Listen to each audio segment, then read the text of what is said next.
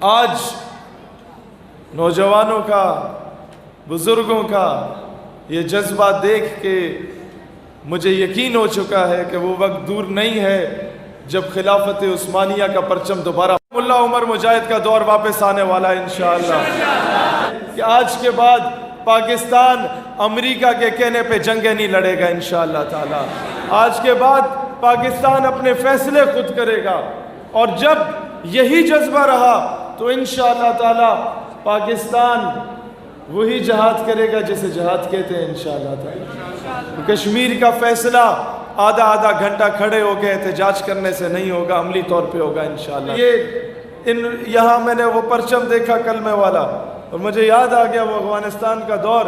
میں انہی کو، ان غازیوں کو میں یہ بات بتانا اس لیے ضروری سمجھتا ہوں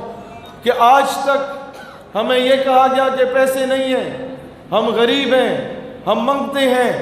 ہم FATF کی زد میں ہیں، ہم IMF کی زد میں ہیں، ہم ورلڈ بینک کی زد میں ہیں، ہم کس طریقے سے امریکہ کو آنکھیں دکھائیں گے۔ غریب ملک ہیں، وہ پشتوں کی ایک مثال ہے، غریب کو پیدا شوے کو بغیرات اچھا کرے، کہ غریب ہونے میں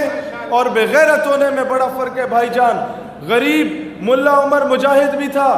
غریب افغان طالبان بھی تھا، اس کے پاس ہتھیار نہیں تھا، اس کے پاس یہ سوٹیاں تھیں، لیکن وقت کی سپر پاور کو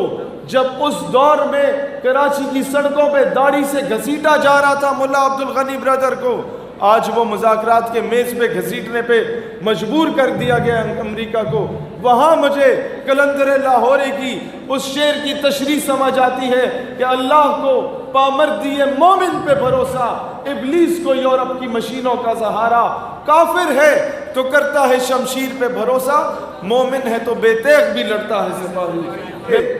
انہی مجاہدین کی نظر کہ ہم تختہ و تخت میں سے ایک چنا کرتے ہیں، ہم عجب شان سے دنیا میں جیا کرتے ہیں، توپ کیا چیز ہے، بندوق کسے کہتے ہیں، ہم تو ٹینکوں کی صفیں چیر دیا کرتے ہیں۔